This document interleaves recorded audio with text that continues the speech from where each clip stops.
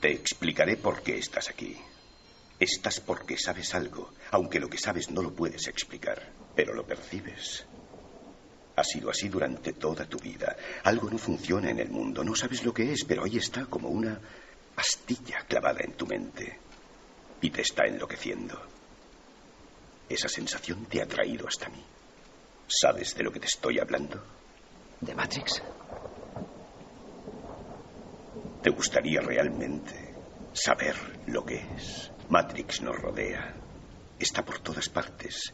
Incluso ahora en esta misma habitación. Puedes verla si miras por la ventana. O al encender la televisión. Puedes sentirla cuando vas a trabajar. Cuando pagas tus impuestos. Es el mundo que ha sido puesto ante tus ojos para ocultarte la verdad. ¿Qué verdad? Que eres un esclavo, Neo.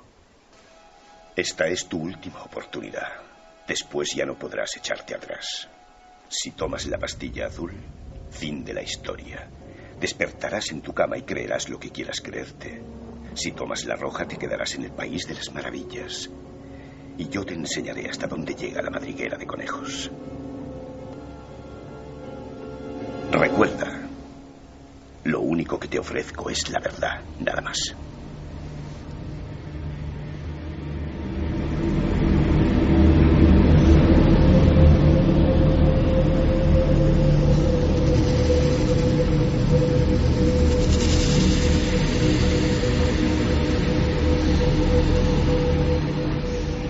Una y 33 minutos y ahora mismo, amigos, en mitad de la madrugada nos encontramos ante esa tesitura, la que planteaba uno de los diálogos históricos de todo el séptimo arte, la pastilla roja y la pastilla azul, a la que hacía referencia la pasada semana Santiago Camacho, brillantemente, hablando de cómo un compañero, un colega, se enfrentaba a un mundo que hasta entonces para él era mítico, hasta que empezó a querer saber la verdad.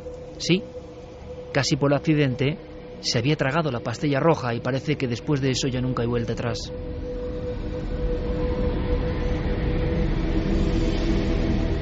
Y yo quiero imaginarme una gran mano con una pastilla azul y una pastilla roja, y vosotros podéis decidir. Esta noche incluso no me extrañaría nada que apagaseis la radio. No me extrañaría nada, repito, porque el programa no es fácil.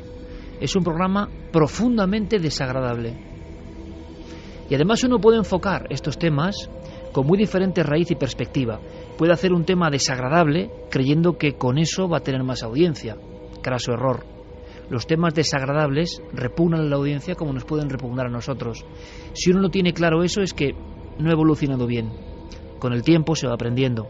Lo desagradable solo causa un eco de absoluto hastío y de sensación violenta. Solo a los más enfermos, y no creo que sean muchos, puede gustarle lo desagradable. Aunque parece que también la sociedad de hoy, la sociedad que prefiere la pastilla azul, nos adormece constantemente con oleadas de información desagradable para que durmamos en ese cloroformo permanente, para que ya nada nos duela prácticamente, para que ver decapitaciones e imágenes terribles sea lo cotidiano. Uno puede enfocar un tema profundamente desagradable con otro objetivo, que es el de esta noche. Por eso, sinceramente, y esto es un tabú, ¿no?, un pecado para un comunicador, yo de verdad comprendo al que esta madrugada no quiere escuchar Milenio 3. Porque veréis, nosotros somos un programa que pretende ser luminoso.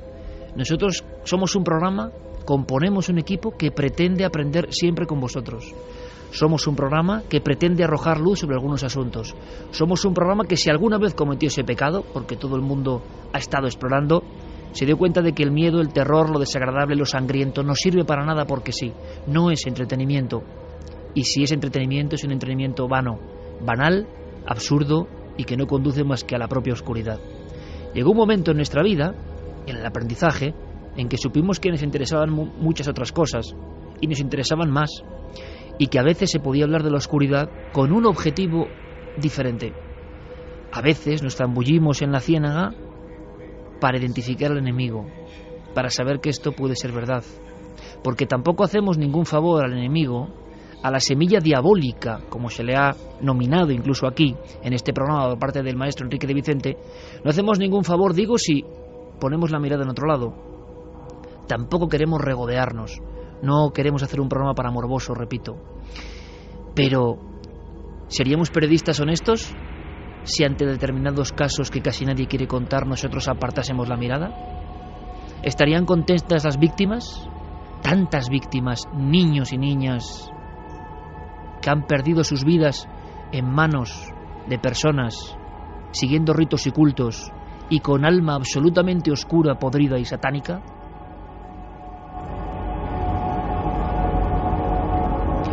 Porque durante mucho tiempo, antes de tomar la pastilla roja, pudimos pensar en un mito, pudimos pensar en la leyenda urbana. La leyenda urbana que siempre ve, el arquetipo que siempre ve, al poderoso encapuchado casi con un capirote, vestido de forma grotesca y que tiene tanto dinero y tantos millones que no sabe ya cómo divertirse y por eso secuestra niños, niñas y hace ritos terribles. Es hermoso pensar que todo esto es una fantasía que se prolonga con el tiempo. Esto sería tomarse la pastilla azul. Tomarse la pastilla roja significa meterse en la madriguera, es decir, preguntarse como esta noche: ¿hay algo de verdad en todo esto? Y yo os puedo dar mi palabra, y la palabra me lo decía hace poco un buen amigo, compañero en esta casa, cada vez parece que tiene menos valor. Algunos hasta se ríen de la palabra, pero hay hombres que sabemos lo que significa la palabra. Os aseguro que me desagrada lo que vamos a contar, pero que tengo interés en saber qué hay de verdad, y sobre todo tengo interés en no dar la espalda a personas, a instituciones, a grupos, a entidades, a mentalidades absolutamente nefastas para la humanidad. Si queremos luz y seguir la luz, si queremos que los nuestros, que vosotros, que vuestros hijos vivan en un mundo un poco mejor, dar la espalda y decir que esto es un mito no es la mejor solución, es la solución más fácil, y hay quien piensa que es la solución con la que sonríen precisamente los ávidos vampiros de sangre humana. No es un programa, por tanto, agradable. Espero que por fortuna la próxima semana y las sucesivas tengamos esa vibración diferente. Mis disculpas para todos aquellos que estén acostumbrados a un milenio muy positivo. Espero que en la siguiente hora, en la hora que va después del dossier, variemos la sintonía y volvamos a ser los de siempre. Pero es que esta semana en España todo parece encadenado a una serie de noticias tremendas. Las noticias sobre la pederastia ya realmente nos enervan, ¿no? En instituciones de respeto como la Iglesia, pero que a veces recorren el mundo como un latigazo y nos dejan sin palabras. ¿Cómo es posible que personas que han dedicado su vida hacia la luz, hacia un mensaje de paz, acaben cometiendo abusos, ¿no? Marcando la vida de los más jóvenes? Dicen los criminólogos y especialistas con los que hemos hablado que el que es abusado tiene un porcentaje muy amplio de posibilidades de convertirse en maltratador y abusador. ¿No hay ahí una siembra diabólica, como decía Enrique? ¿No hay ahí una especie de sombra mucho más alargada de lo que parece? ¿Son individuos o son conductas? ¿Está la eterna batalla siempre librándose ahí de fondo y nosotros mirando para otro lado? Hay unos acontecimientos en España todavía más terribles. Nos hablan de exorcismos en Burgos. Tiene algo que ver, pero lo contaremos en la mesa milenaria. Nosotros queremos arrojar luz, queremos tomarnos la pastilla roja sin ningún miedo. ¿Nos acompañáis?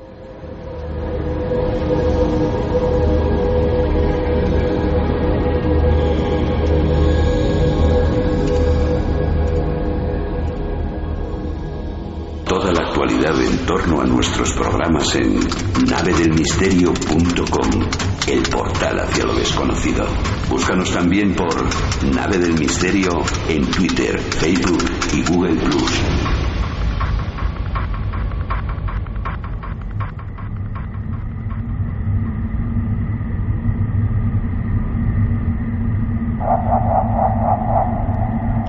Las vías de contacto ya están abiertas. Milenio3 con número @cadenaser.com y Nave del Misterio en Facebook y en Twitter y en Google+. Gracias por la increíble cantidad de afecto. Hoy hemos puesto, Carmen y yo, el árbol de Navidad y lo hemos puesto ahí en la Nave del Misterio como símbolo de positividad, sobre todo, sea cual sea vuestra creencia. árbol con estrella milenaria de Juan Villa encima, estrella ovni. Es decir, nuestra luz y nuestra idea del mundo sigue siendo la misma.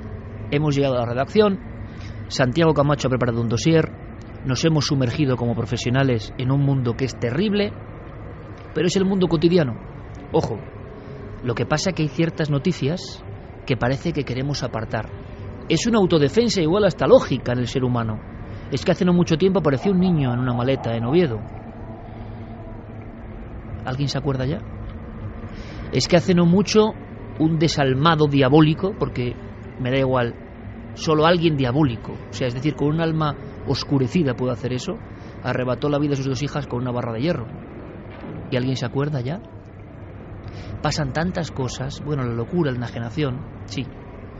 Para mí no debería haber nunca perdón para alguien que hace eso a un niño, nunca, jamás. Pero es mi idea personal. Igual a alguien le molesta, algún compañero, quién sabe, me da lo mismo. Es mi idea personal. Ahora bien, como investigador tengo que ir más allá. La locura espontánea es otra cosa. Quien articula un grupo y hace de eso un modus operandi, buscando algo, ya está situándose como auténtico enemigo de los que queremos el bien. Eso ha ocurrido, bueno, la semana ha estado trufada de oscuridades. Eso es cierto. Y nosotros simplemente queremos saber. Nos tomamos la pastilla roja. Carmen, buenas noches. Buenas madrugadas, Iker. Acontecimiento de esta semana, Zaragoza, y algunos términos que nosotros conocemos como amantes del misterio. Sorprendentes. Pues sí, que en esta misma semana saltaba la noticia de que una niña de 3 meses, se llamaba Sara, había sido ingresada en el hospital con claros síntomas de asfixia. Al parecer, tras las primeras declaraciones que hace la madre, que se llama Ikram, una joven marroquí de 27 años, la policía se pone en alerta porque investigando se dan cuenta de que ya otro bebé que había tenido a los 3 meses de edad también, en este caso dijeron que había muerto de muerte súbita los médicos, pero cuando quisieron hacerle la autopsia, pues los padres se negaron, alegando que además era cuestión de religión. No sé hasta qué punto eso se puede hacer, porque consultando con algunos criminólogos me han dicho que en esas muertes súbitas y más cuando se producen en casas tienen que hacerle siempre a los bebés la autopsia. En este caso al primero no se la hicieron, alegando eso, que era por cuestiones religiosas, pero ya en este caso vieron que la niña mostraba los mismos síntomas. Y no solo eso, sino que otra pequeña que tienen, que apenas tiene 2 años, también había sido ingresada en el hospital, había estado 1 mes, incluso habían puesto cámaras de vigilancia dentro de la habitación de la pequeña porque pensaban que los padres tenían algo que ver en esos síntomas, que eran vómitos, un color azul de la piel y que todo apuntaba a que alguien había intentado asfixiar a la pequeña.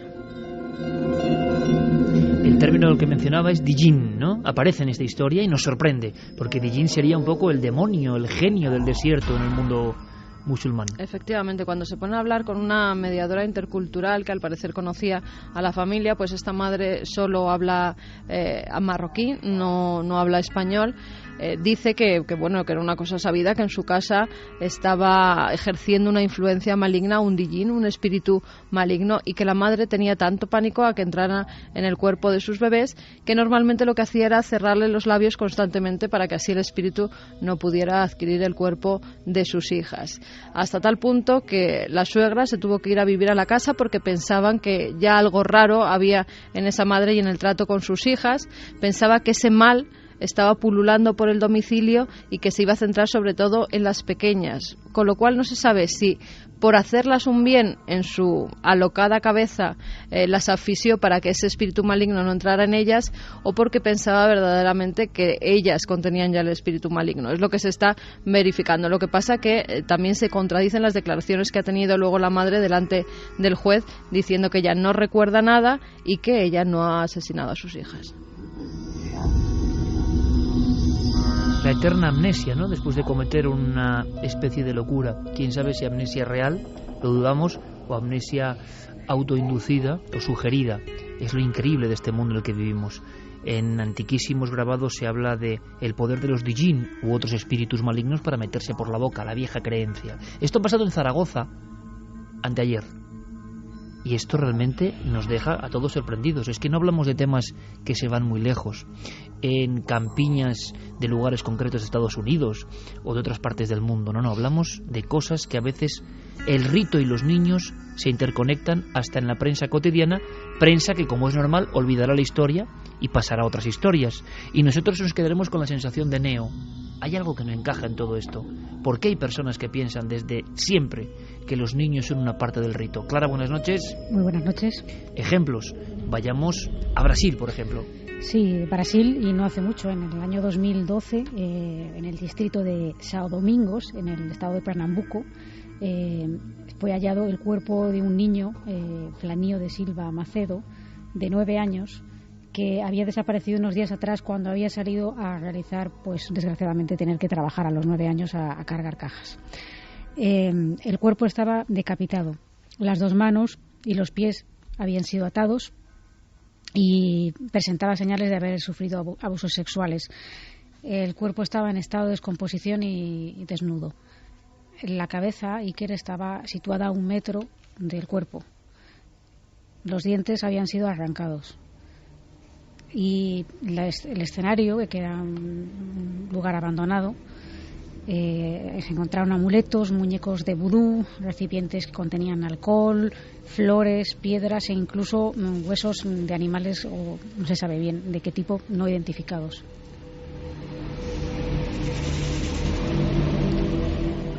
Posteriormente se supo que habían participado en este ritual 5 personas.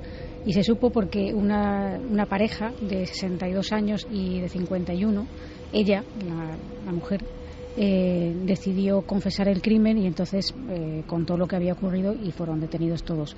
Fue detenida su pareja, como decimos, y también inculparon a 2 hombres de 33 y 31 años y a un pai de santo, que era el que, según la denunciante, les había pagado 400 reales por secuestrar a un niño y traérselo. En este informativo de las sombras, hablando de cosas recientes, nos damos cuenta ya de otros factores.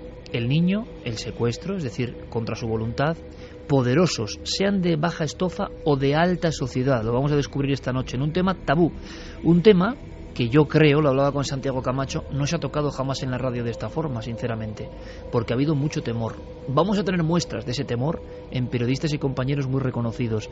Meterse aquí es como... sí, tomarse la pastilla roja, que se te caiga la venda de los ojos. Casi no queremos ni creer que pueda haber algo de esto. Pero algo organizado, algo estructurado. La gran pregunta, ¿y en España? ¿Pasa en todas partes menos en España? Acontecimientos de última hora, Carmen, elementos que parecen eslabones de una cadena que puede que no tengan nada que ver, pero que significan que esa pulsión que une niños con sangre, ritos, ocultismo, está permanentemente. Pues sí, en la India también ha ocurrido esta misma semana un ritual en el que un hombre secuestra, asesina y se come a un niño durante un ritual. ¿Qué pretendía? Pues pretendía conseguir poderes especiales. ¿Y para qué? Para luchar contra los fantasmas, que eran los que guardaban un tesoro. Para eso dijeron que tenía que secuestrar a un niño, hacer un ritual con él después de unas oraciones. Lo que hizo fue matarle, sacarle los ojos y los riñones, los llevó hasta un templo hindú y esos órganos los cocinó allí y se los comió. Creía, además, pues un poco llevado a cabo por otros 5 detenidos que hay, que le estaban asesorando y le estaban, además, pues empujando a que cometiera ese crimen, todos pues con la cosa de que verdaderamente iban a encontrar ese tesoro si hacían un sacrificio de un inocente, de un niño pequeño, y así lo hicieron. Me ha contado Carmen, salía en teletipos ayer mismo. Es decir, repito la sensación, yo sé que no es agradable y vuelvo a pedir disculpas. Depende de vosotros, queréis saber la verdad o no. Darle al play en el podcast a partir de mañana o bajar el dial de la vieja radio. Nosotros queremos saber. Lo que estamos viendo es que ningún continente se escapa de la creencia de que el niño puede proporcionar qué. Luego, Clara nos contará la simbología del niño en el rito ocultista. ¿Por qué? Y no olvidéis, siempre para que sepamos. La información, en este caso, puede ser nuestro único escudo. Nuestro único escudo. porque reírse y decir que son tonterías no nos va a salvar de que esto siga ocurriendo. Con un poco de información, ¿qué se puede hacer? Bueno, eso lo hablaremos luego, pero por lo menos mejor es saber que esto no es una creencia de 4 locos. El mensaje que siempre se nos da es que son 4 locos, y uno empieza a pensar si eso no es forma de tranquilizar, de no dar demasiadas pistas, porque como vamos a ver esta noche, muchos casos terribles demostrados de investigación se toparon, lo decimos claramente, con una enorme mano negra que hizo que simplemente se dejase de investigar. Por si alguien puede pensar en cuestiones, la India, Brasil, hemos empezado con España y un caso de esta semana. Terminamos brevísimamente con Italia, la vieja Europa, la culta Europa. Sí, en el año 2008, en el sureste de Italia, se arrestaron a 4 personas, entre ellos la madre de 2 niños de 11 y 13 años, que había obligado a sus hijos, a sus pequeños, a prostituirse en ritos de lo que aparentemente eran ritos de magia y espiritismo. La madre ejercía la prostitución en la calle y ya en casa ofrecía sus hijos a otros clientes. Las sospechas saltaron 2 años antes, en 2006, pero no fue hasta 2 años después cuando se detuvo a esta mujer y a los otros participantes. Los niños, según declararon, eran obligados a tumbarse en una cama en la que estaba rodeada de velas, y mientras diversas personas que habían pagado previamente para esto se situaban alrededor y recitaban palabras que ellos no podían entender, como fueran en otro idioma o en una especie de letanía. Sufrieron violencia sexual, fueron violados por diferentes hombres a lo largo de todos estos años, y se sabe que utilizaban una serie de materiales ritualísticos, como podían ser barajas de tarot, amuletos, lo que sería un poco la parafernalia esotérica para legitimar este tipo de ritual. Termina aquí el breve informativo. Más que el informativo, el muestreo, para que veáis que nada es ajeno. Ningún continente, ni nuestro propio país. Cosas raras, deslavazadas. La pregunta que nos hacemos ahora es, ¿hay algo que los una? ¿Hay de verdad lugares, grandes mansiones de personas muy ricas donde se hace esto? Es que esto es el viejo cuento, como de fábula de Esopo, ¿no? Cuento de Perrault, que nos llega a la cabeza, nos lo hemos creído, pero luego cuando hemos sido adultos, gracias a Dios, hemos sabido que era una mentira. O la mentira es pensar que era mentira, y resulta que estos señores de las sombras sí que hacen este tipo de ritos. Son tan poderosos como para borrar todas las pistas. En un tiempo de aparente democracia y de luces, ¿esto se puede ocultar? Porque la mayoría de los casos son esto: parece un pobre loco, parece una vieja prostituta. Lo que vemos es que hasta en los más bajos escalafones de la sociedad, y desde antiguo, hay una relación entre la sangre, el sexo, la violencia, el rito y a veces la muerte. ¿Para qué se hace todo esto? ¿Cómo es posible que el niño, la niña, que es la vida, es la luz, es la oportunidad, es, como decía Nietzsche, la flecha lanzada al universo para algo mejor? ¿Por qué se acaba en esto? ¿Qué se persigue? El dossier de Santiago Camacho empieza ahora y es sobrecogedor. Con nosotros Fermín Agustí, Noel Calero, Guillermo León y Diego Marañón, con todo preparado. Es un viaje a lo profundo del abismo. Pero repito, siempre para tener por lo menos una linterna en mitad de la tiniebla, porque ir a ciegas, riéndose, mirando para otro lado en mitad de la tiniebla, sirve de bien poco. Santi, compañero, buenas noches. Buenas noches, Iker. Prometiste investigar, prometiste esta información. Enrique de Vicente adelantaba algo en su columna. Él hablaba clarísimamente de fuerzas en colisión, fuerzas en la cúspide ambas, la luz y la sombra, peleando. No hay por qué creer que la sombra vence, ojo, pero hay que conocer un poco a la sombra. Vamos a escuchar a una persona, porque vamos a empezar con este documento que nos va a poner la carne de gallina a todos, por todo lo que significa. Hablamos de una estrella de la televisión. Hablamos de una gran estrella de la televisión. Antes de escuchar su voz, la voz de esta persona, vamos a intentar expresar y que veamos todos la escena que corresponde. Estamos en 1977, en un escenario lleno de luz y de color, de un programa musical mítico en la televisión británica y mundial, el Top of the Pops. Su presentador, Jimmy Savile, recibe los aplausos y va a presentar al siguiente artista. Y lo hace como tiene costumbre, abrazando muy estrechamente a una jovencita de unos 11 o 14 años, en esa banda de edad, a la que no deja de abrazar en todo el rato y que parece ciertamente azorada.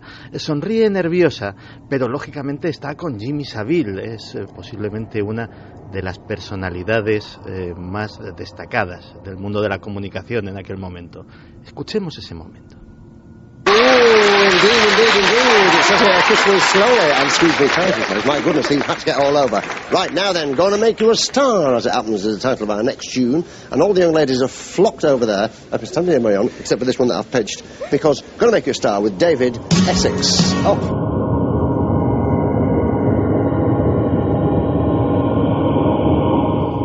Y efectivamente empezaba a cantar David Essex, un cantante de moda. Lo que esa chica no sabía, lo que no sabía ninguno de los espectadores, lo que supongo que no sabía el artista al que había invitado, es que Jimmy Savile era un monstruo. Jimmy Savile, Jimmy Savile, caballero de la Orden del Imperio Británico, nombrado por sus muchos méritos por la reina Isabel de Inglaterra, era posiblemente la personalidad mediática más importante de la BBC durante casi 40 años.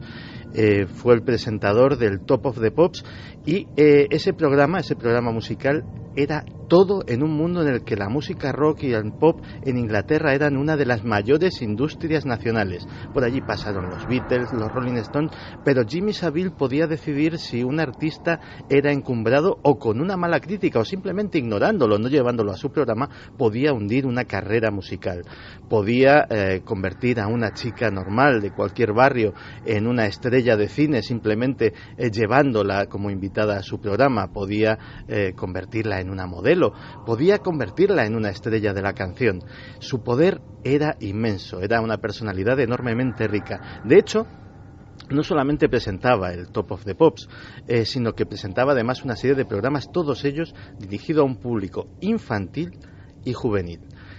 Lo que se supo mucho más tarde, después de su muerte, era por qué le interesaba tanto ese público.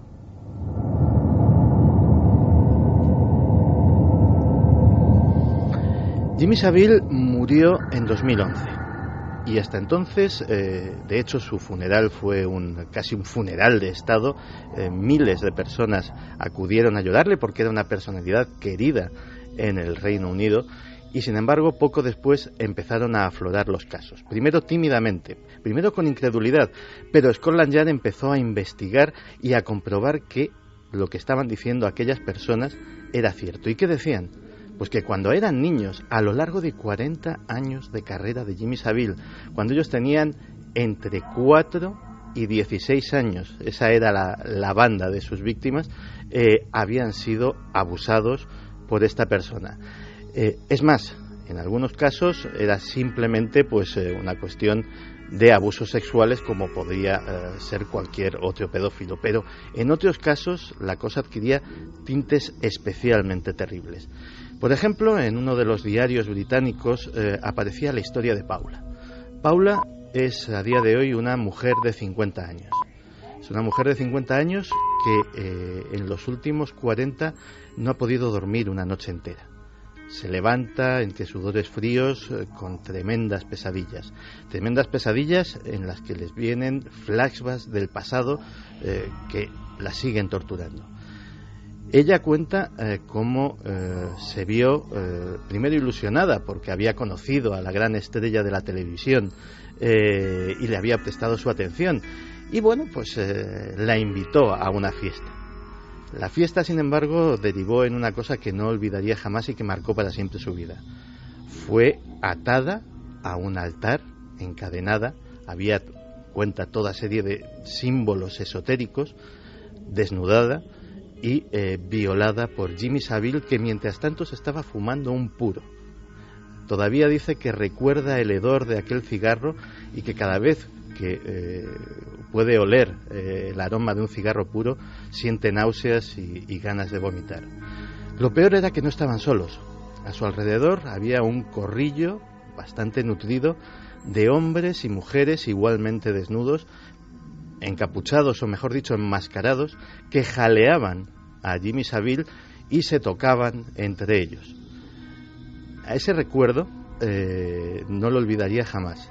Como ese caso de Paula, hay varios casos que asocian la figura de Jimmy Savile no solamente a la simple pedofilia. No estamos hablando, como ya lo ha declarado Scotland Yard, del depredador sexual más tremendo de la historia del Reino Unido, sino que estamos hablando además de una persona que estaba ligada, no se sabe con qué lazos, con algún tipo de secta oculto que tenía el sexo con menores como uno de sus ejes. Un detalle muy importante, Santi, porque hay varios roles que se repiten en estas historias, en un juego muy peligroso, en una especie de cubo de Rubik, donde cada cuadradito representa una especie de acción-reacción. Y nos damos cuenta, analizando el tiempo, que casi siempre pasa igual. Y es cuando entra la sospecha del investigador libre, o que se cree un poco libre. Aquí había llegado, y tú lo has contado en la redacción de una forma muy gráfica, es que llegó una denuncia, en vida. Nadie hizo caso. Y llegaron otras, ¿no? Sí. Fue como una cascada. Claro, esto es una de las cosas tremendas que tienen este tipo de casos. De hecho, uno, haciendo de abogado del diablo, y nunca mejor dicho lo de diablo en este caso, puede decir, bueno, pero esto, 450 casos han aflorado hasta ahora relacionados con Jimmy Savile, y que Scotland Yard, que es bastante profesional en estas cosas, los da por buenos, es decir, no los da por ensoñaciones ni fantasías. Entonces uno dice, bueno, esto se tendría que haber sabido, alguien tendría que haber hablado. Los abusadores de este tipo suelen recurrir a dos herramientas tremendas. La primera es, nadie te va a creer. La segunda, si te creen, tu vida va a estar marcada. Vas a ser un ser sucio, vas a ser un ser que se va a apartar todo el mundo de ellos porque tú tienes la culpa de haberte metido en estas cuestiones. Pues bien, la primera parte, la del nadie te va a creer, parece que era bastante cierta. Jimmy Savile recibió denuncias por este tipo de prácticas en 1977. La policía no creyó a los denunciantes. En 1988, la policía no creyó a los denunciantes. En 1993... y la policía tampoco creyó a los denunciantes. Y a principios ya del siglo XXI, 2001, 2003, tampoco la policía creyó a los denunciantes.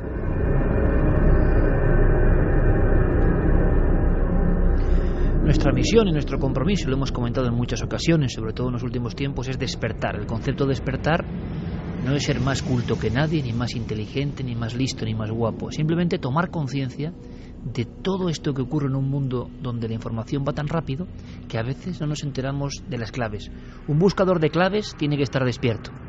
No tiene que creer todo lo que le digan y tiene que jugar con mucha paciencia con las barajas de la equivocación, de las falsas alarmas, evidentemente.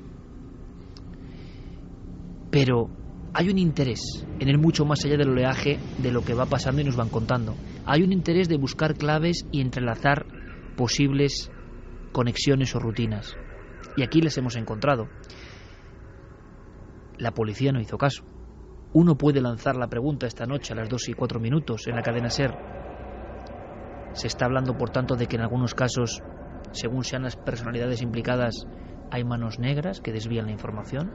Es raro porque precisamente en nuestro país estamos viendo cómo personajes muy importantes y muy encumbrados cumplen, ¿no?, con la ley por muy dura que sea, pero eso ocurre siempre y en estos casos. ¿Y qué símbolos esotéricos son esos?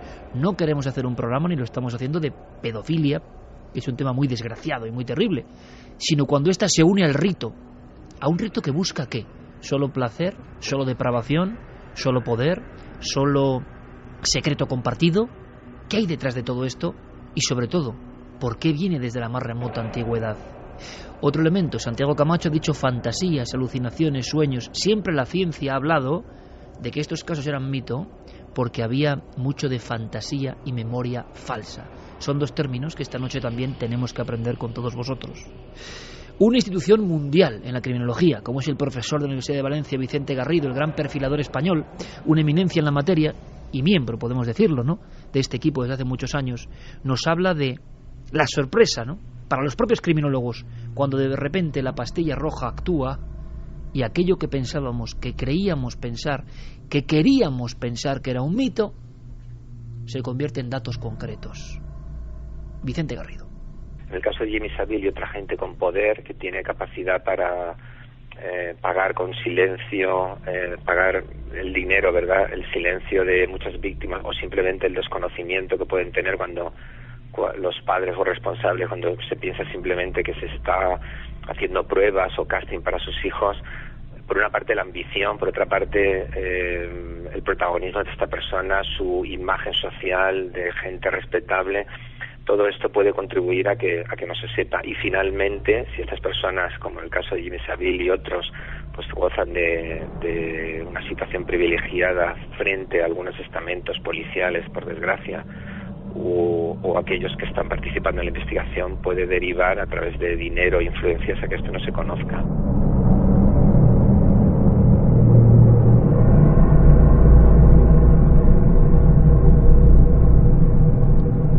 Que esto no se conozca.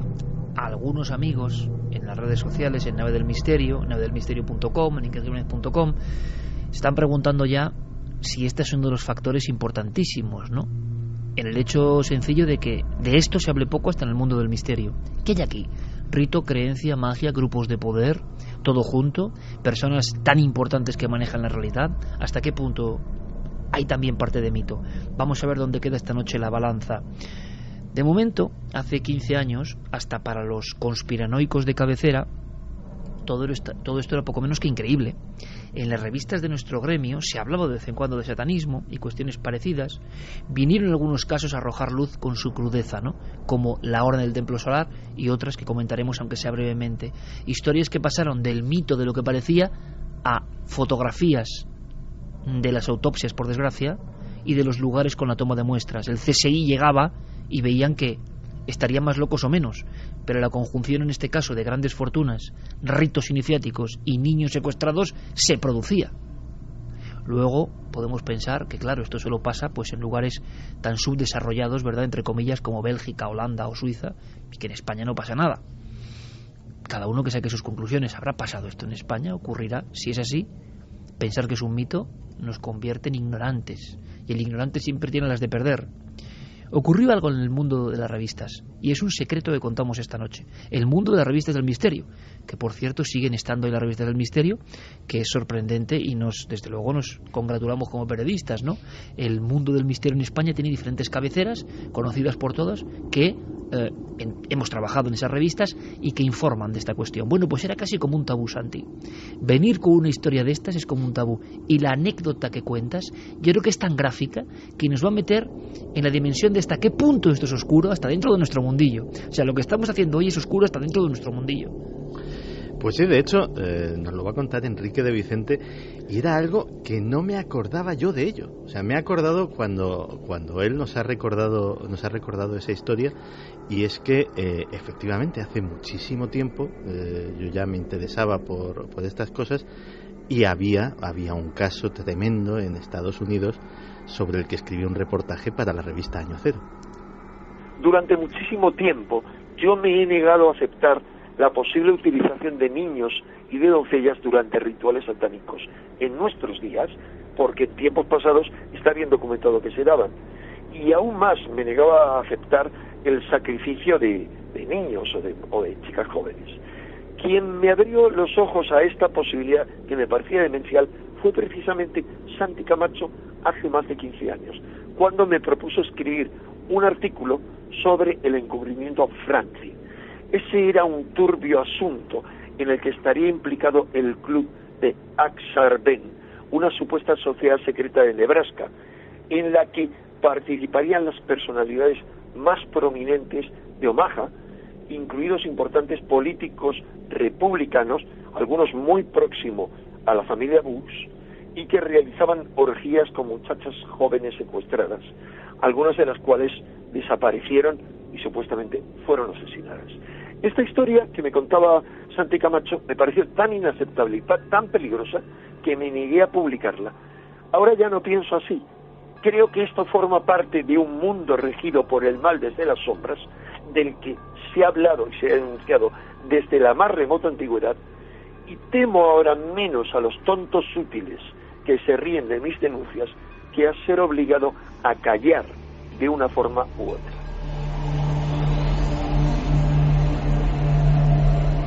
Pues a las 2:11 de esta noche han pasado más de 15 años de aquel reportaje que tanto sorprendió a Enrique de Vicente, hombre que se sorprende de pocas cosas, pero en aquel momento la información era demasiado fuerte. Era como darle verosimilitud a una cosa que parecía mítica, que casi por salud mental nos parece mítica. La organización de estos grupos. Santi lanzaba, 15 años después, la pregunta sería ¿dónde están sus investigaciones? Si estaba en esos términos, ¿dónde están ahora? Hay una palabra que lanzó la semana pasada Santi como un término, casi como anzuelo, para que estemos todos muy atentos. Dossier Dickens sería la última historia que tiene que ver con todo esto. Tiene que ver con todo esto y enlaza de nuevo con el infame Jimmy Savile. Porque estos testimonios de personas ajenas a él mismo, de una forma organizada, asistiendo a sus abusos sexuales, más otro tipo de preguntas que últimamente tiene Scotland Yard que le llaman mucho la atención. Por ejemplo, ¿de dónde sacaba Jimmy Savile el poder para satisfacer otra de sus apetencias? Por lo visto tenía acceso, insisto, esto es información contrastada de Scotland Yard, que parece más de leyenda urbana que otra, tenía acceso a varios hospitales londinenses donde se le permitía acceder a cadáveres de seres humanos entre 4 y 87 años, porque se sabe hasta a qué cuerpos con nombres y apellidos accedió, para abusar de ellos o someterlos a las manipulaciones que él considerase oportunas, porque desde luego nadie sabe qué hacía con esos cadáveres. También podían ser ritos, pero desde luego a Scotland Yard toda esa parafernalia de poder le llamó la atención, como le llamó la atención a un diputado laborista llamado Tom Watson, que en 2012, en plena sesión de control al Parlamento británico, al gobierno británico en la Cámara de los Comunes, hace la siguiente pregunta. Y él dice que tiene la certeza de que hay una poderosa secta pedófila ligada a personajes del Parlamento y del gobierno británico. Y hace referencia, por primera vez en el Parlamento, a un nombre olvidado, el Dossier Dickens.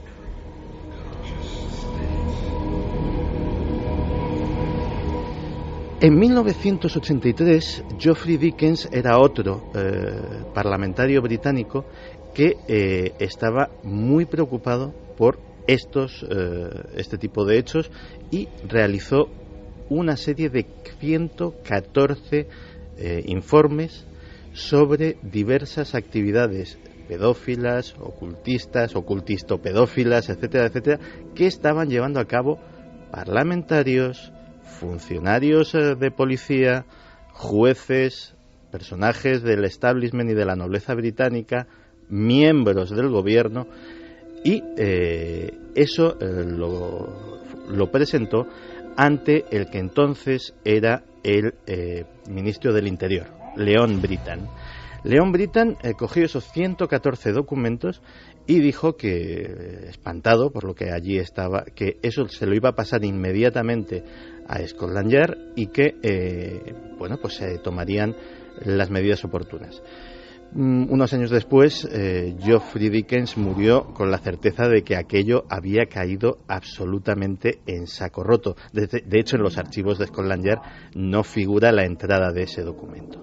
Sin embargo, el antiguo ministro del Interior ha sido interrogado y efectivamente ha admitido que aquello existía y que tiene que estar en algún sitio. Pues bien, ahora mismo en la biblioteca de la Universidad de Oxford se supone que en algún sitio, en alguna de centenares y centenares de cajas de documentos todavía sin clasificar, se encuentra una copia del Dossier Dickens. Funcionarios de Scotland Yard están investigando en esa biblioteca para encontrar ese documento, que David Cameron, hasta ahí ha llegado la importancia de este asunto. El primer ministro británico ha prometido que va a llegar hasta el fondo de este asunto. Pues bien, si todo lo que se cree sobre el Dossier Dickens es cierto, lo de Jimmy Savile va a ser un auténtico chiste comparado con cómo va a sacudirse la sociedad británica con las revelaciones y los nombres que contiene ese dossier.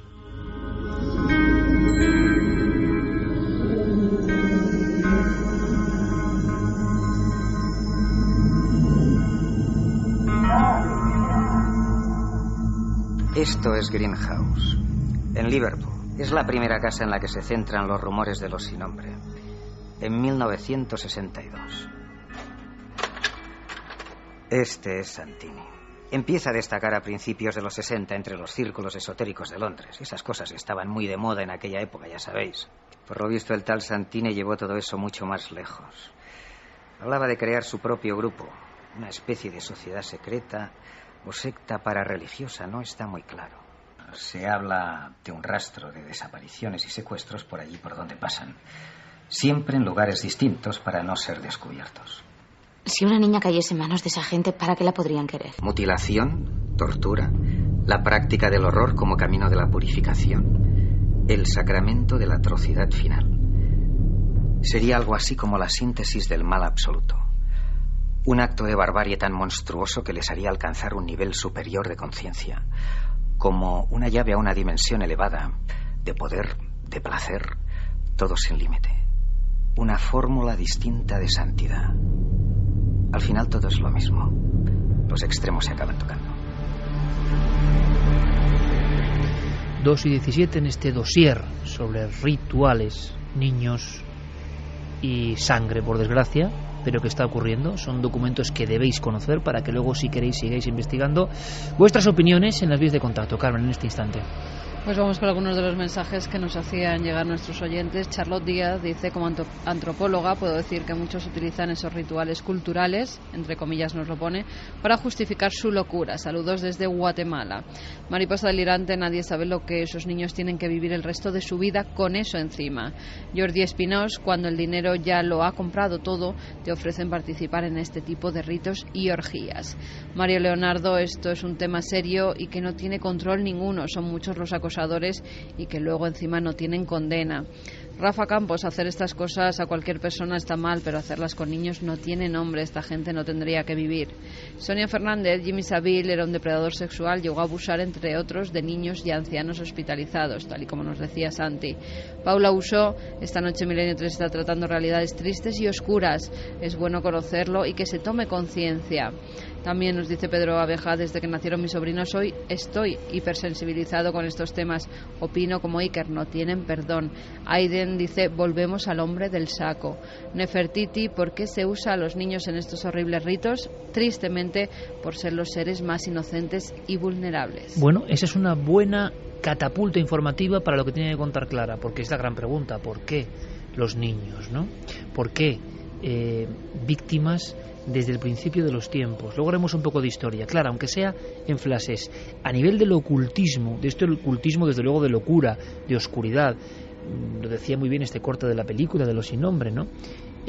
Alcanzar otra dimensión no por la vía de lo luminoso, lo positivo, lo auténticamente trascendente, sino con lo denso, lo oscuro, lo primario, lo animal en el mal sentido, ¿no? De lo animal, lo absolutamente desgarrador. Pero muchos han creído en esta vía y algunos filtran con esta vía, lo convierten en logos, en tonterías, como si fuera casi snob. Los que de verdad creen en esto no tienen compasión, por lo que parece. ¿Qué busca el ocultismo desde la antigüedad en el niño, Clara? Yo creo que para contestar a esto, primero tenemos que entender qué simboliza el niño en diferentes credos, ¿no? En credos no ocultistas, como por ejemplo en el Evangelio, sin ir más lejos, ¿no? Mateo nos dice, por ejemplo: si no llegáis a ser como niños pequeños, no entraréis en el reino de los cielos. Que es una frase llena de significado profundísimo. Profundísimo, sí, sí. Lucas hace un poco de incisión en esto, ¿no? Y dice: el que no reciba el reino de Dios como un niño pequeño, no entrará en él. ¿Qué se nos está diciendo? Pues se nos está diciendo que la infancia es igual a inocencia, como ha explicado una de nuestras oyentes, ¿no? Es el estado anterior a que cometamos la falta que nos convierte en pecadores. Y, por tanto, significa simplicidad y espontaneidad. Pero, por ejemplo, en el taoísmo tenemos también a grandes pensadores como Xuanzé, que dice: a pesar de vuestra avanzada edad tenéis el frescor de un niño. Se busca ese frescor, esa inocencia, esa espontaneidad y, sobre todo, esa no intencionalidad en los actos, ¿no? Esa no reserva mental. El niño hace y dice lo que le pasa por la cabeza con una naturalidad y sin temor alguno. Esa verdad del niño, esa pureza del niño, por lo que vemos, diferentes religiones a su forma lo han tenido clarísimo. Era un valor positivo y estamos pensando que quizá los oscuros lo que quieran es rodearse de todo eso porque ya son conscientes de la podredumbre de sus almas, ¿no? Claro. Por ejemplo, en el hinduismo, el estado de infancia recibe un nombre y es Balya. Y es un estado previo a la obtención del conocimiento, ese momento antes de que se rasgue ese velo de Isis, ¿no? Del que, por ejemplo, hacen gala los iniciados, ¿no? En el cristianismo vemos que, por ejemplo, la representación de los ángeles muy frecuentemente son rostros de niños, rostros angelicales, que son incapaces de cometer algún acto impuro, de pecar, de tener algún pensamiento impuro, ¿no? Por ejemplo, en la francmasonería, los hijos de la viuda, o sea, como la figura del hijo, serían los hijos, o sea, la viuda simbolizaría a Isis, que está buscando a su marido despedazado, ¿no? por Set. Y, o bien la madre del arquitecto Irán, que es el constructor del templo de Salomón, ¿no? También es la personificación de la naturaleza siempre fecunda, siempre en constante avance, ¿no? Por eso para ellos el hijo son hermanos en realidad, son los hermanos y es la solidaridad. Entonces, si entendemos que la figura del sacrificio es igual a un intercambio que se realiza o bien con la energía creadora o la energía espiritual y siempre para obtener algo a cambio, cuanto más preciado sea lo que sacrificamos, cuanto más valioso sea, mayor recompensa vamos a recibir a cambio, ¿no? en esta especie de trueque. Por eso tiene varios significados el sacrificio. Por una parte está los sacrificios por expiación, por purificación, por apaciguar a los dioses también, o incluso por la forma de implorar algo, ¿no? Pedir algo con vehemencia. Entonces, yo creo que viendo estos simbolismos nos queda claro que hay una parte de los rituales que en lo que quieres conseguir esa inocencia que has perdido, pero ¿en base a qué? Y por otra parte también nos está hablando de que esa pureza es lo más preciado que se puede ofrecer en ese intercambio. Y yo creo que de ahí está un poco el conflicto de, por supuesto, malentender todas estas buenas acciones, estas buenas palabras y estas buenas cualidades que se le presupone a los niños, que lo tienen porque son así, para satisfacer otra serie de necesidades. Hasta hace prácticamente nada, Santiago, los investigadores de la mente, de la criminología, los psiquiatras, descartaban muchos de estos casos de niños que decían haber sido abusados en un altar con símbolos extraños, niños que no habían sido asesinados, que podían contarlo, con un concepto que era memoria falsa. Bueno, no hasta hace nada, sigue siendo el dogma, sigue siendo la opinión mayoritaria que la inmensa mayoría de los adultos. Con el caso de los niños ya es más complicado porque generalmente el niño no tiene, por su propia inocencia obviamente, no tiene capacidad para fantasear con según qué escenas, con lo cual si un niño de corta edad te cuenta datos muy gráficos de un tipo de ceremonia o de un tipo de actividad que solo puede conocer un adulto sexualmente desarrollado, pues lógicamente es muy poco probable que esté mintiendo. Pero en el caso de los adultos que relatan, que se declaran supervivientes de este tipo de abusos rituales y que relatan cosas de su infancia, se estableció una corriente en la psicología que decía que todo esto eran simplemente fantasías y había un término que era el síndrome de memoria falsa. Simplemente que en determinadas situaciones traumáticas, en estados que se llaman disociativos, pues el cerebro cubría los huecos con escenas y situaciones completamente fabuladas. Nos lo explica el doctor Gaon. El que existan síntomas o sensación de haber sido abusado y tener memorias falsas no está reñido con que haya habido abusos también en otros sujetos. Yo me he encontrado, la verdad, con también muchos de estos síntomas en los que las personas no eran capaces de precisar en los que muchas veces parecía más bien una fantasía. Pero claro, ello a su vez no puede excluir los casos reales. Y el propio doctor Gaona, que ha tratado este tipo de casos, nos hablaba del cortocircuito mental, Santiago, que se produce en muchas de estas víctimas, que es otro problema para la investigación. Cuando alguien llega denunciando, hay tantas lagunas, se ha llegado a tal umbral de la vejación, del dolor, de la incomprensión, que partes del cerebro da la sensación, ya que son elementos realmente de electricidad, que se han fundido. El daño ha sido absolutamente letal. Es que muchas veces cuando el rito ha sido llevado a cabo de forma sistemática, ese estado es lo que se pretende.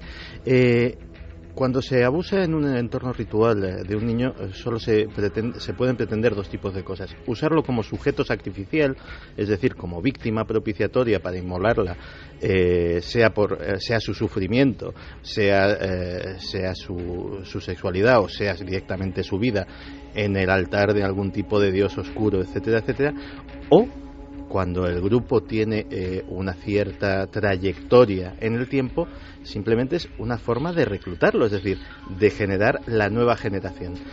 Entonces es muy útil el generar lo que se denomina, lo que decía antes, estados disociados. El sometimiento a un estrés continuado y ritual es básicamente una de las cosas que se llevan a cabo cuando se quiere lavar el cerebro a alguien. La identidad normal del sujeto pretende, y lo consigue, huir de ese sufrimiento, de ese trauma constante, y genera una nueva identidad.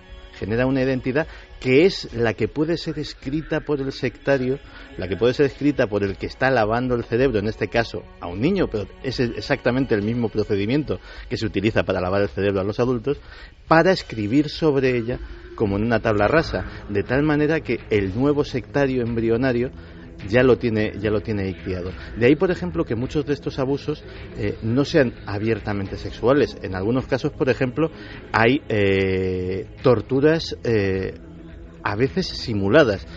Uno de los casos más crueles, aunque no tenía apenas daño físico, de los que me he estado documentando, se lo contaba a Clara hace un rato, era que uno de estos niños abusados era atado a una silla al lado de la cual había un cuchillo de importantes dimensiones bañado en lo que parecía sangre, y se le vendaban los ojos. El torturador lo que hacía era arañarle con la punta de una aguja para que el niño creyera que estaba siendo cortado, que estaba siendo descuartizado por ese cuchillo tremendo que había visto, provocándole un sufrimiento y un trauma tremendo del que luego era aliviado al ver que no le había pasado absolutamente nada. Pues bien, ese tobogán mental es precisamente lo que lleva a una persona a anular por completo su identidad y ponerse en manos de ese ser todopoderoso que es el torturador. Los trastornos disociativos suelen ocurrir cuando la persona, digámoslo así, no es capaz de soportar la realidad. En ese instante hace un corte, un verdadero apagón de entrada del resto de los sentidos y entra en un estado disociativo en el que su mente, su conciencia se aparta de esa realidad, ¿no? Por ejemplo, cuando una persona es violada, es un claro ejemplo de un trastorno disociativo relacionado con un trauma. Se ha venido hablando en los últimos tiempos de casos en el corazón de Europa, además en Europa más rica, cosa que nos sorprende. El Reino Unido, Holanda, Bélgica, sociedades perfectamente estructuradas, con un nivel de libertades importantes, con unos niveles de bienestar social que ya quisiéramos soñar, y de pronto, en estos lugares tan apacibles, que parecen pinturas flamencas todavía hoy, ¿verdad?, empiezan a surgir casos que sabemos que no son mito. Por eso sorprende todavía hoy el trato despectivo a estos supuestos corpúsculos, supuestos iniciados. Yo mismo he sido, lo reconozco, muy crítico con esta idea de los poderosos. Hay tal temor a los poderosos, hay tal temor a los que tienen dinero, como si los empresarios, los que tienen dinero, fueran los enemigos de la sociedad. Bueno, pues hay esa idea muy metida, que por algún sentido también se ha metido, ¿no? Estos, como tienen tanto dinero y son tan poderosos, seguro que hacen cosas muy malas. Habrá de todo. Uno piensa, qué absurdo sería meterse en camisa de 11 varas cuando alguien precisamente tiene más o menos una vida resuelta y estructurada. Santiago nos lo contaba, y los casos también. Resulta que el rito con niños no escapa de ningún condicionamiento social. Personas casi sin nada para comer han hecho ritos con niños. Pero ¿y los poderosos, por tanto? Seguro que no escapan de esta posibilidad. La idea de los que ya están de vuelta de todo, los que han conseguido todos los placeres y quieren algo más, una vuelta de tuerca en el sadismo interno que todos podemos despertar, si nos dejamos llevar por el tobogán de las pasiones desatadas. Y eso, claro, prende porque es muy fácil de creer. Ahora, ¿ha ocurrido? Pues sí, parece que hay casos. Vamos con uno muy nebuloso y otro que fue demostrado, para que veáis en dos caras, en plenos Países Bajos, lo que llegó a pasar y lo que llegó a confirmar la policía. Y vosotros os debéis hacer la pregunta siguiente: ¿esto solo va a ser ahí? ¿O resulta que en otros países que estamos más alejados, incluso, o menos acostumbrados a conocer la verdad hasta de los temas más espinosos, no hemos llegado a investigar, no se quiere investigar? Porque es curioso que en ciertos países haya estos dosieres, estas investigaciones, y en el nuestro haya tan pocos, por ejemplo, ¿no? Lo que vamos a escuchar, ¿qué es? Clara, parece que se acusan las más altas esferas del Estado y nosotros, por supuesto, no podemos decir ni esta boca es mía. Repito, caso 1 es un caso no demostrado, pero uno de esos que salen con filtraciones. Luego veremos otro absolutamente, por desgracia, demostrado. Esto impresionaba, Clara, hasta hemos dudado si meterlo o no meterlo, pero lo metemos como arquetipo de lo que parece que muchas veces ha pasado, en Holanda en concreto. Sí, hemos estado dudando hasta el último minuto en meterlo. La persona que va a hablar, que vamos a escuchar a continuación, se llama Anne-Marie van Wildenburg y es una mujer que estuvo casada durante 24 años con un mafioso holandés que pertenecía a una organización criminal que, según esta mujer, se dedicaba, entre otras actividades criminales, a tomar chicos, niños de centros de detención de jóvenes en los Países Bajos, tanto en Holanda como en Bélgica, para llevarlos supuestamente a trabajar a altas esferas a las más altas esferas de estos países, y una vez que elegían a estos chicos, los elegían precisamente por no tener familia ni nadie que los reclamara y de los cuales no se volvía a saber nada. Y ella afirma haber estado presente en esas reuniones. Son gargantas profundas que de pronto salen contando algo. Se les puede creer o no. En este momento, en la sociedad de la información, pueden dar su mensaje. Como siempre, pueden ser creídos o no, pueden ser exageraciones o no. Pero es dramático lo que cuentan, sobre todo por la escenografía. Clara, has dicho otra cosa que es clave. Los niños que no tienen padres, que no tienen nadie que les tutele, esos parece que son las víctimas en casi todos los casos que hemos ido persiguiendo por Europa, también en otros continentes, ¿no? Es más fácil hacer desaparecer a alguien que no va a ser prácticamente buscado. Pero escuchad, amigos, la fuerza de este testimonio y luego opinéis, por supuesto, con libertad. Es uno de los últimos testimonios que está clamando lo de siempre. En el corazón de la vieja Europa, en la desarrollada Europa, hay una casta de sinvergüenzas, de desalmados, de satánicos que, hastiados de todos los lujos, han llegado a la última etapa, a la degradación máxima, al diabolismo, satanismo máximo, que es hacer este tipo de ritos. Lo que pasa que, tal y como lo cuenta, ojo, puede ser inventado, pero es tan sobrecogedor la mecánica, el modus operandi. Ese grupo criminal, ella casada con uno de los cabecillas y que ahora por eso lo cuenta, siempre según sus palabras, que ponemos con toda la duda del mundo, pero luego Carmen nos va a contar una historia, también casi en titulares, porque es que es tan tremendo, que se demostró que todo lo que parecía absoluto mito resulta que fue verdad. Ya lo hemos olvidado. Nuestra mente rápida del siglo XXI ya lo ha olvidado, ya eso ¿qué va a ser? Escuchemos cómo se llama esta mujer. Anne-Marie van Wildenburg. Bueno, esto es lo que contaba, diciendo: yo soy testigo. Esto ha pasado durante X años, con esta frialdad en el corazón de la vieja Europa. Los delincuentes seleccionaban a un niño que no tenía ningún pariente o familiar. Les decían al centro de detención juvenil que esos eran los niños que se necesitaban. El centro de detención juvenil le daría la ropa al niño y lo pondría en el tren de Zwolle. En Zwolle, los delincuentes iban a buscar al niño en la estación y lo llevaban a un edificio que estaba equipado como un hotel, pero no estaba funcionando como un hotel, aunque había gente en el vestíbulo como si el hotel estuviera funcionando. El niño era puesto en una mesa y se le daba algo de beber, lo cual dejaba al niño drogado. Al lado de ese hotel se encontraba un edificio donde todo se llevaba a cabo. The performance should take place. Ese todo, Clara, según siempre es de testimonio particular, que era... Pues primero los violaban y después los asesinaban para finalmente conducirlos a diferentes fosas comunes donde ella ha denunciado y lo que ella se queja es que bueno, le podrán creer o no, pero por lo menos si ya está dando lugares concretos que lo investiguen a ver si están esos cuerpos ahí. Porque lo que hablaba es la mano negra o el muro o la imposibilidad de ir más allá. Las víctimas son propiciatorias, como muchas veces ocurre, nadie las busca. ¿Qué pasó en Bélgica? ¿Qué pasó cuando de repente la policía sí que encontró las pruebas? Pues que hubo un escándalo que duró X en los años 90. Enrique de Vicente nos recuerda algo sobre un nombre que para los que seguimos el misterio fue el primer aldabonazo. Caramba, mucho antes de las historias, por ejemplo, de Alejandro Amenábar con Tesis, y que todos nos quedáramos sobrecogidos con la idea de que había perturbados, repito, diabólicos, ¿no? Porque esto sí que ser diabólicos, se crean en el diablo, me da igual, diabólico en el alma, de grabar las muertes de personas, ¿no? Y la ritualística que hacían. Bueno, pues resulta que la Orden del Templo Solar nos dejó a todos helados. Volvimos a comprender, nos tomamos la pastilla roja, Santiago, de que resulta que eso eran documentos policiales, no cuentos ni fábulas. Enrique nos lo recuerda. Pero hay algunos casos que prueban palpablemente la relación entre crímenes pedófilos y prácticas rituales o satánicas. El más famoso es el escándalo Dutroux, que conmovió a toda Europa y sobre todo a la sociedad belga, porque este Dutroux era un criminal en cuyo jardín se encontraron los restos de chicas a las que había secuestrado y martirizado, y que se descubrió su conexión con potentes grupos ocultistas y brujeriles, que es otra historia muy larga, algunos de los cuales acabaron suicidándose.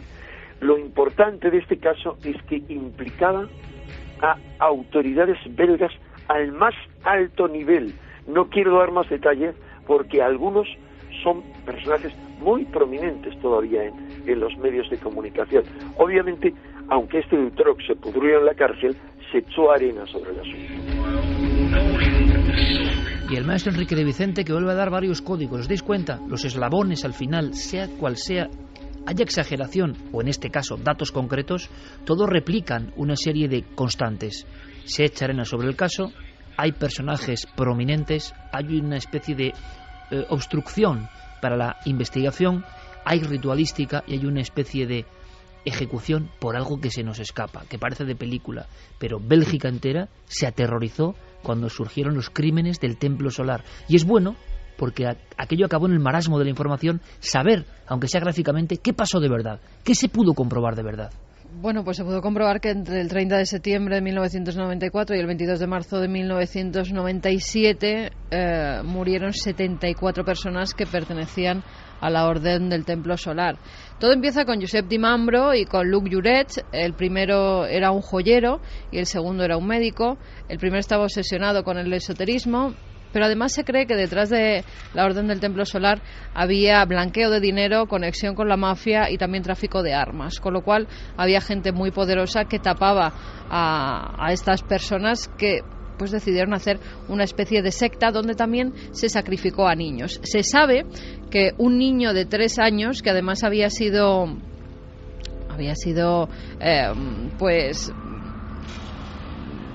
concebido dentro de la propia secta, fue secuestrado porque los padres habían decidido salirse de este grupo sectario, fue secuestrado y ante un altar y ante los demás miembros de la Orden del Templo Solar fue acuchillado en diversas ocasiones. Después lo fueron también sus padres, a los cuales se encontró también muertos. Los asesinatos y los suicidios masivos pues se hicieron, además tenía conexiones hasta España, Iker, llegaron a haber miembros aquí en nuestro país, en Estados Unidos, también en Bélgica, en Suiza, en Canadá. Lo que se encuentra la policía en esos suicidios, en octubre de 1994, por ejemplo, en el chalet propiedad de Di Mambro, es a ese bebé al cual además después interrogados los miembros de esa secta decían que lo tuvieron que matar porque lo consideraban el anticristo, con lo cual hicieron toda una parafernalia satánica, demoníaca, para acabar con ese ser. Entre otras cosas, estos líderes sectarios no dejaban a las parejas del templo solar tener hijos nada más que cuando ellos lo decían, y esos niños pasaban a formar parte de su propio séquito, no eran ya de los padres, ni siquiera los podían educar los padres, tenían que ser ellos quienes educaran a esos pequeños que nacían dentro de la secta, o sea que los tenían controlados desde que nacían. Algunos ni siquiera estaban registrados en los registros oficiales donde se debe dar de alta a un niño cuando viene al mundo. Bueno, empiezan los suicidios masivos el 15 de diciembre de 1995. 16 personas, entre ellos hay 3 niños, son encontradas carbonizadas y con heridas de bala. En principio se dice que son suicidios, lo que pasa que fueron suicidados porque se supo luego que habían ingerido pues muchos tranquilizantes. Algunos de ellos incluso tenían pinchazos de agujas, con lo cual algún tranquilizante les habían inyectado, y después muchos de ellos tenían la mandíbula rota, tenían bala en la cabeza, y otros sí que es verdad que tomaron veneno y además se pusieron una forma muy concreta. Algunos estaban los primeros que se encontraron, entre ellos los 2 líderes, estaban en un círculo dentro de una sala completamente roja que era donde se hacían los rituales. Otros, en cambio, estaban con forma de estrella. Todos creían que iban a viajar a Sirio, que era la estrella donde pretendían salvarse. Y además la mayoría de ellos, fíjate, la mayoría de los sectarios eran gente de poder, era gente con mucho dinero que había dado todo lo que tenían a estos líderes. Esta es la gran pregunta final del dossier. Esto se sabe que es verdad, esto no es ningún mito. 74 personas y muchos de ellos niños, con ritos por en medio. La pieza que quedaba es verdad que era gente con mucho poder, que hasta Enrique habla con mucha prudencia. Personas muy importantes todavía estuvieron en esos círculos.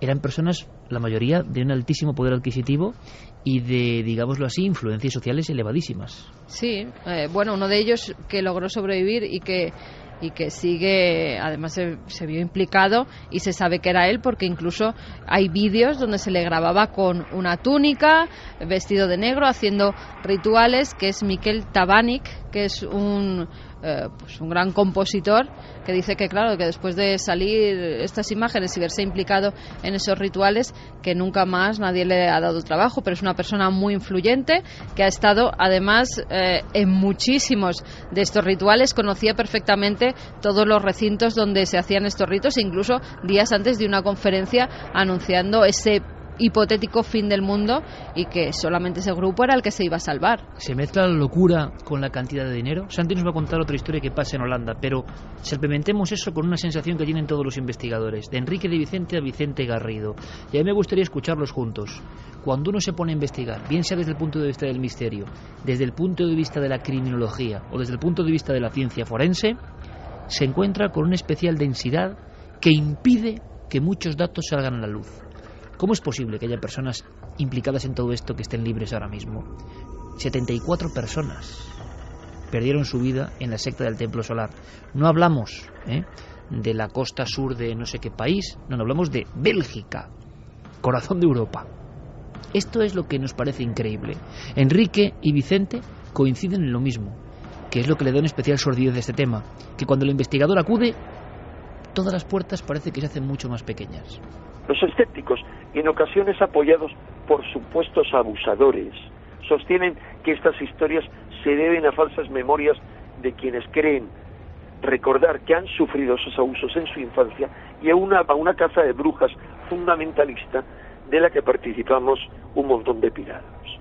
Pero los acusadores afirman que estas investigaciones acaban siendo siempre paralizadas o anuladas por autoridades políticas, policiales y judiciales que están influidas por poderosos que participarían en esas redes pedófilas y satanistas. Dentro del mundo de lo que es la pederastia y del abuso de niños hay, ¿verdad?, casos de criminales como los asesinos del Páramo o Marc Dutroux en Bélgica, que se han asociado a grabaciones y actividades rituales. De hecho, en el caso de Marc Dutroux, que es probablemente el pederasta más famoso del último tercio del siglo XX, no se llegó a las últimas consecuencias en la investigación, puesto que había pistas muy importantes sobre una red que estaba detrás de este tipo de niños y que se había asociado en ocasiones a este tipo de actos rituales. Desde el punto de vista de lo que es la demostración a través de un juicio público, nunca se ha conocido o nunca se ha expuesto, pero es evidente que los estudiosos de la criminología podemos interpretar que en algunos casos célebres probablemente ha habido una mano detrás que estaba vinculando las actuaciones pederastas con redes, y tenemos que considerar que estas redes existen, han sido reconocidas y certificadas por organismos internacionales.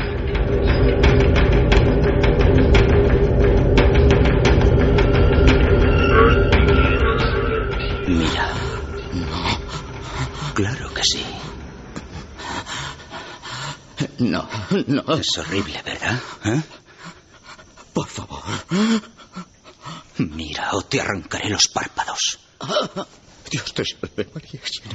Para eso nunca ha ayudado a nadie. Por favor, llévate lo que quieras. Eso, suplica. ¿Ellos a ti te suplicaron? No pude contenerme, no pude. Por favor, tienes que entenderlo. Yo tampoco puedo contenerme. Pero nunca podría hacer eso con niños, no como tú. Niños, jamás. Nunca. ¿Por qué? Por principios. Era Dexter, el ejecutor de asesinos, ¿no? Santi, Holanda. La gran pregunta, aunque sea muy brevemente, Holanda nos cuentas para que veamos si ocurre en Holanda, cada uno que saque sus conclusiones.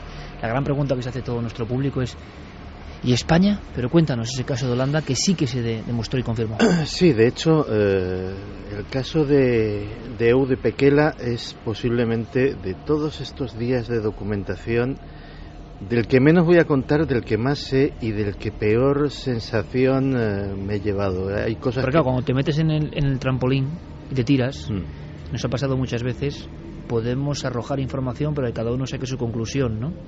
Pero luego uno se queda con ese fango por encima, sí. Tardas días en quitártelo, ¿eh? Hay testimonios que he leído de este caso, testimonios de los niños que preferirían hay cosas que preferirían no saber.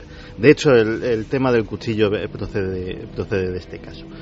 En 1987, en Oude Pekela, que es un pueblo de Holanda de unos 8.000 habitantes, empezó a suceder algo extraño por todo el pueblo.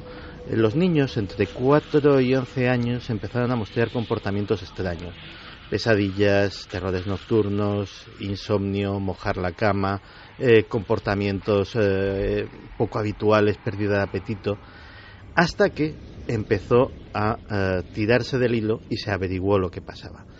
Hubo un caso que afectó a más de 70 niños. 70 niños que contaban cosas, como decía antes, cuando el testigo es un adulto, siempre puedes decir, bueno, ha fantaseado, ha añadido. Cuando el testigo es un niño de 5 años, hay determinadas cosas absolutamente inenarrables que no puede saber de ninguna de las maneras si no las ha experimentado.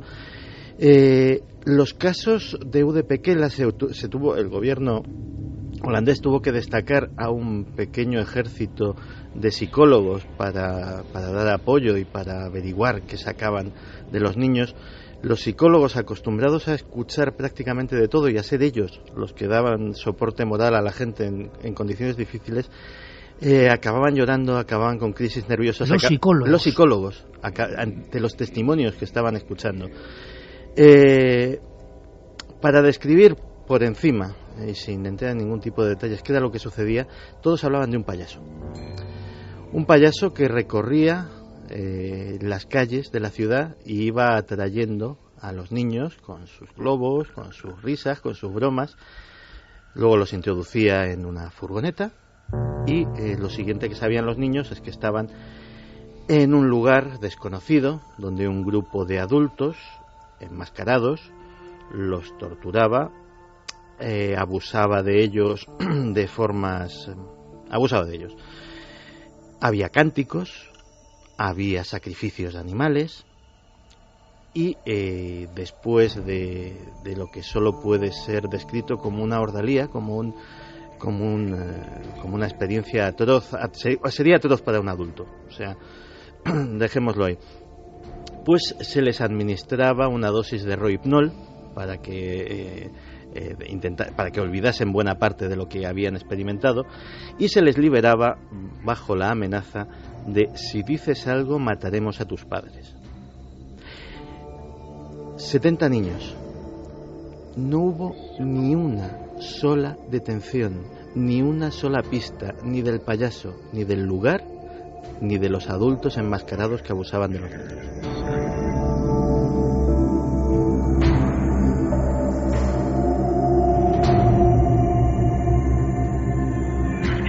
Ahora tenemos todos, gracias a Santi Camacho, pero ¿qué es información? La imagen de un payaso vagando por un bucólico paraje neerlandés, ¿no? Buscando niños. Y sobre todo la impotencia, la impunidad aparente. Hay dos formas de pasar por esto. Lo decíamos, en mitad del túnel en el que estamos todos, porque es la vida, con sus luces y sus sombras, ignorándolo y riéndose, o conociendo. Solo conociendo algo de esto podemos combatir al enemigo, porque hay de quien piense que no hay enemigo aquí, ¿no? Hay una posición ante la vida, a favor de la luz o a favor de la sombra, y mucha gente a favor de la luz, alguna a favor de la sombra, por desgracia. Tengo que preguntártelo, Santi, España, tu opinión personal quizá después de tantos años de investigación. Pues hombre, algo ha habido que se sepa. De hecho, está el caso de la secta Edelweiss, en el cual pues había en un entorno... ¿Para ti sería de lo confirmado judicialmente? De lo confirmado 100%, de lo que no puede ser negado absolutamente por nadie, posiblemente lo más evidente. Es decir, estamos hablando de una secta que mezclaba un popurrí de cosas muy heterogéneas, desde los ovnis a las doctrinas neonazis, pasando por otra serie de cosas, donde la homosexualidad y algunos ritos de sangre, no de muerte, pero sí de autolesionarse con cuchillos y ese tipo de cosas, sí formaban parte de lo que se hacía también con chavales de entre 8 y 11 años, es decir, estamos hablando también de niños. Después está el caso que todos tenemos en la mente, Alcácer. Eso es la gran incógnita. Que fue un poco el templo solar español, pero que nunca se acabó de demostrar judicialmente. Hay personas que aseguran que hubo ese silencio también que impera todavía hoy, ¿no? Ahora que el público investigue, que el investigador sea personal, y seguramente, bueno, no lo decimos nosotros, ojo, lo dice Vicente Garrido, lo dice Paco Pérez Avellán, que ellos se han encontrado con ese silencio y con esa especie de molestia por parte de las autoridades. Yo sé que hay grandes profesionales, y los conocemos bien en la policía, en la Guardia Civil, que quieren investigar y quieren saber, pero a veces el desconocimiento, cuando aparecía algún símbolo, algo satánico, y ha habido recientemente, hablaremos de eso en Cuarto Milenio, por desgracia, ¿no? Ha habido escenografías de corte vandálico satánico en España, la desinformación es tal, se le ha dado tan poca importancia, que ese es el símil perfecto para terminar el dossier, se le ha dado tan poca importancia a estos temas, creyéndolo de cuatro locos, que luego no se ha investigado. ¿Y qué hemos hecho? Esta noche, por ejemplo, poner sobre la mesa casos reales, con una especie de cadencia que casi siempre se repite. No puedes pensar a partir de ahora que esto no es real. Si el propio investigador policial, por ejemplo, sabe que esto es real, nunca actuará ante un caso sin tirar del hilo que le puede llevar, por ejemplo, a leer unos signos. Porque es que ha ocurrido hace nada en Cáceres, signos con sangre, que hemos demostrado que es sangre, y lo veréis en Cuarto Milenio, no sé bien si era sangre o no, y hemos demostrado que es sangre. Si no sabes leer esos signos, no llegas más allá. ¿Qué ha pasado? Nadie detenido. Hay esa extraña impunidad. Lo que hay que tener es información para poder investigar cuando hay algo de esto oculto de fondo, que no va a ser siempre, por fortuna, pero puede ocurrir. La sombra de los satánicos, y mucho más allá de la parafernalia, de los diabólicos, se puede agazapar en casos que quedan en nada porque no se investiga en la línea del misterio, porque parece que nadie quiere investigar en la línea del misterio, como si diese mucho miedo. Enrique de Vicente planifica algo casi a nivel de batalla filosófica en todo esto que hemos contado. Recordad que empezábamos con un Enrique que recibía a Santiago Camacho hace más de 15 años con un informe que a él le dio miedo, y termina así. Pero hay también poderosas implicaciones energéticas ocultas tras estas prácticas cada vez más extendidas.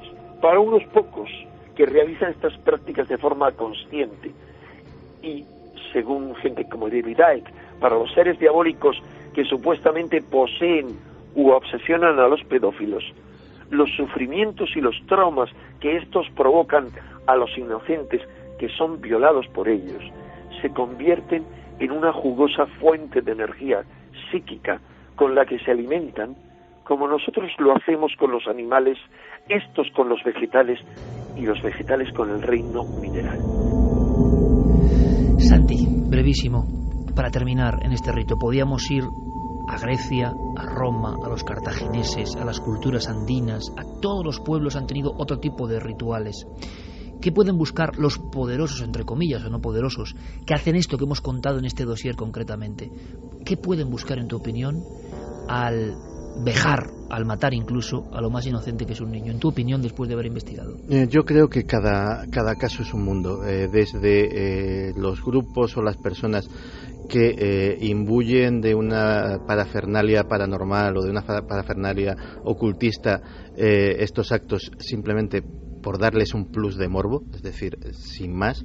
Los que buscan a través de la creencia satánica o en otros espíritus aterrorizar aún más a las víctimas y a los propios acólitos a la secta, y luego los que realmente creen que se están ganando el favor de alguna entidad oscura, o creen que el sacrificio de la inocencia y desgraciadamente a veces de la vida de un ser humano, pues puede traerles algún tipo de lo que llamaríamos beneficio mágico. Santi, y nada, mínimo, ¿podemos hacer algo? ¿Las personas de a pie, los que nos oyen, podemos hacer algo? Pues mira, ya estamos haciéndolo nosotros. Hace mucho tiempo había cosas de las que no se podía hablar en esta sociedad. No se podía hablar de la violencia de género, no se podía hablar de un montón de cosas que de la propia pedofilia, sin esas implicaciones ocultistas. Y sin embargo, pues se va hablando de las cosas, se les va dando presencia, se les va dando visibilidad, y eso sirve simplemente para que quien más y quien menos sea consciente de que es una realidad que existe. Ser consciente, no se trata de vivir obsesionado con ello, ser consciente es lo importante.